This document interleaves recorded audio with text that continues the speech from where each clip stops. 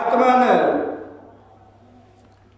आपने ही अपनी शक्ति से इसकी रचना की है और आप ही अपनी काल माया आदि शक्तियों से इसमें प्रवेश होकर जितनी भी वस्तुएं देखी और सुनी जाती है उनके रूप में प्रतीत हो रहे हैं।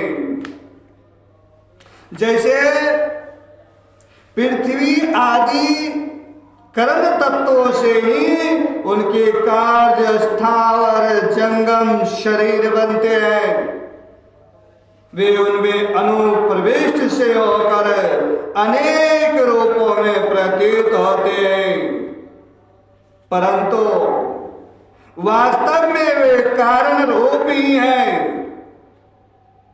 इसी प्रकार है तो केवल आप ही है, केवल आप ही है, परंतु अपने कार्य रूप जगत में स्वेच्छा से अनेक रूपों में प्रतीत होते हैं।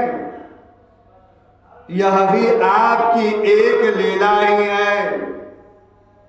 प्रभु, आप रजोगुण, सत्वगुण और तमोगुण रूप अपनी शक्तियों से क्रमशः जगत की रचना, पालन और संहार करते हैं, किंतु आप उन गुणों से अथवा उनके द्वारा होने वाले कर्मों से बंधन में नहीं पड़ते हैं, क्योंकि आप शुद्ध ज्ञान स्वरूप हैं। ऐसी स्थिति में आपके लिए बंधन का कारण ही क्या हो सकता है।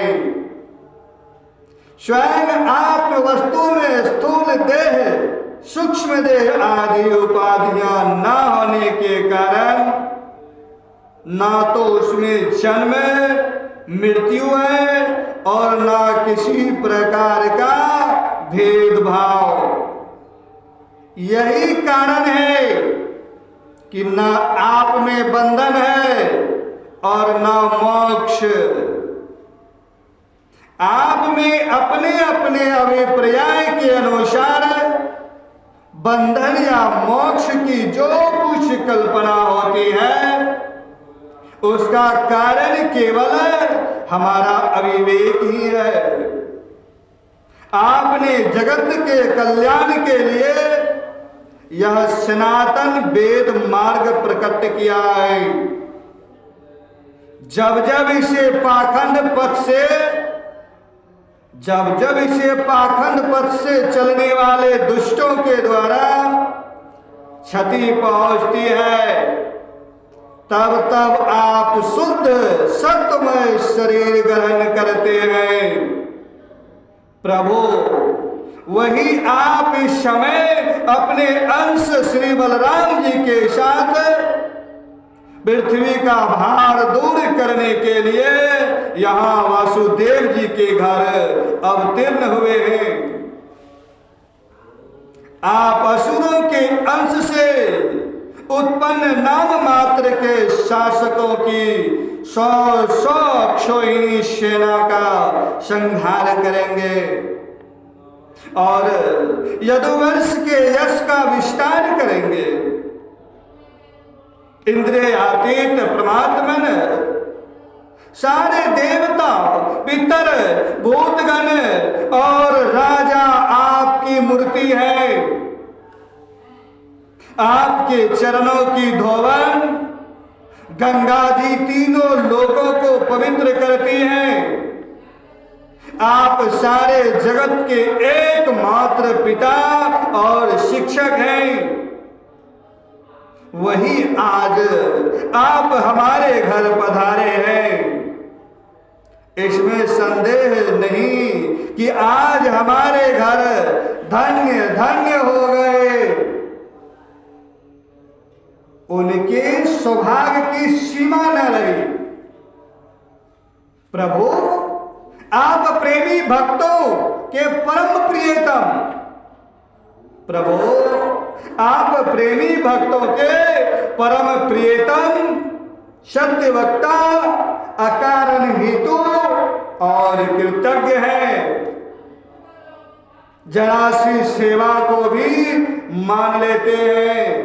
भगवान की जरा सा सेवा कर दो, भगवान मान लेते हैं। हम तो यहां इतने दिन से हैं, सेवादार तो बहुत कम ही दिखा है। सेवा कराने वाले तो अनेकों आते हैं, झूठे शासन करने वाले अनेकों आते हैं। सिर्फ बड़े बड़े नाम, काम कुछ भी नहीं है, सिर्फ बोलने आता है और कुछ तो मैं देखा ही नहीं। जरा सी सेवा को भी मान लेते हैं। भला ऐसा कौन बुद्धिमान पुरुष है जो आपको छोड़कर किसी दूसरे की शरण में जाएगा।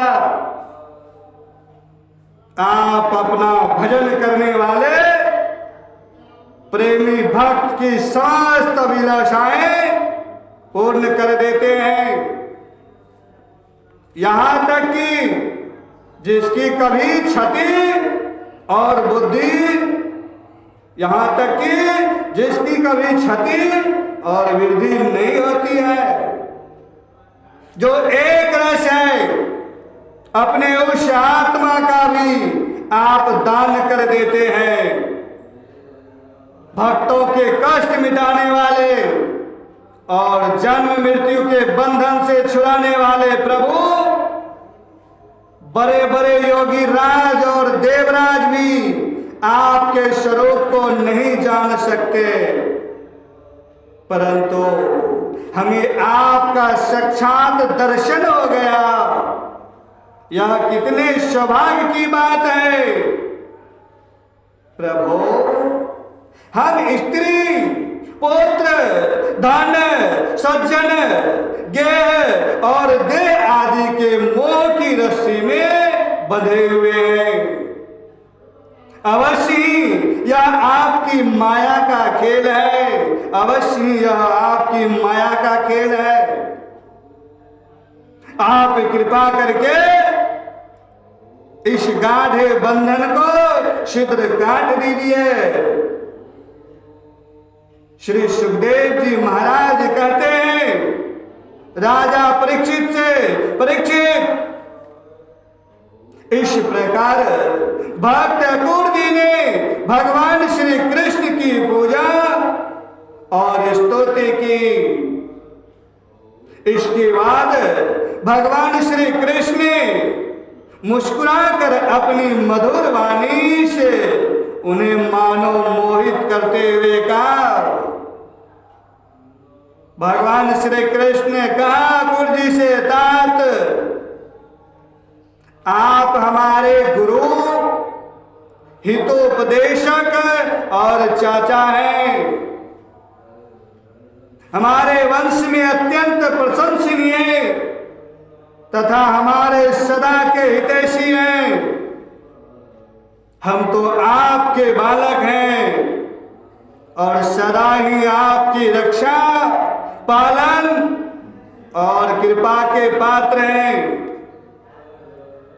अपना परम कल्याण चाहने वाले मनुष्यों को आप जैसे परम पूजनीय और महाभाग्यवान संतों की सर्वदा सेवा करनी चाहिए। भगवान स्वयं कह रहे हैं, तात, आप हमारे गुरु, हितोपदेशक और चाचा हैं। हमारे वंश में अत्यंत प्रशंसनीय तथा हमारे सदा के हितैषी हैं। हम तो आपके बालक हैं और सदा ही आपकी रक्षा, पालन और कृपा के पात्र हैं। अपना परम कल्याण चाहने वाले मनुष्यों को आप जैसे परम पूजनीय और महाभाग्यवान संतों की सर्वदा सेवा करनी चाहिए। आप जैसे संत देवताओं से भी बढ़कर हैं, आप जैसे संत देवताओं से भी बढ़कर हैं। क्योंकि देवताओं में तो स्वार्थ रहता है, परंतु संतों में नहीं रहता है। देवताओं में तो स्वार्थ रहता है, परंतु संतों में स्वार्थ नहीं रहता है। केवल जल के तीर्थ, नदी, सरोवर आदि ही तीर्थ नहीं होती है।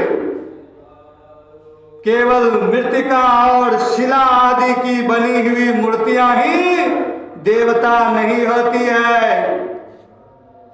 चाचा जी, उनकी तो बहुत दिनों तक श्रद्धा से सेवा की जाए तब वे पवित्र करते हैं, परंतु संत पुरुष तो अपने दर्शन मात्र से पवित्र कर देते हैं, परंतु संत पुरुष तो अपने दर्शन मात्र से पवित्र कर देते हैं।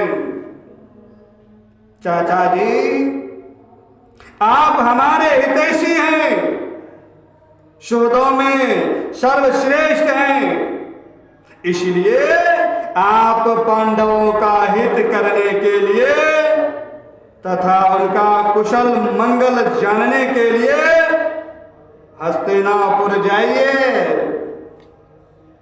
हमने ऐसा सुना है कि राजा पांडु के मर जाने पर अपनी माता कुंती के साथ युधिष्ठिर आदि पांडव बड़े दुख से पड़ गए थे। अब राजा धृतराष्ट्र उन्हें अपनी राजधानी हस्तिनापुर में ले आए हैं और वे वहीं रहते हैं। आप जानते ही हैं कि राजा धृतराष्ट्र एक तो अंधे हैं और दूसरे उनमें मनोबल की भी कमी है। उनका पुत्र दुर्योधन बहुत दुष्ट है, उनका पुत्र दुर्योधन बहुत दुष्ट है और उसके अधीन होने के कारण वे पांडवों के साथ अपने पुत्रों जैसा समान व्यवहार नहीं कर पाते।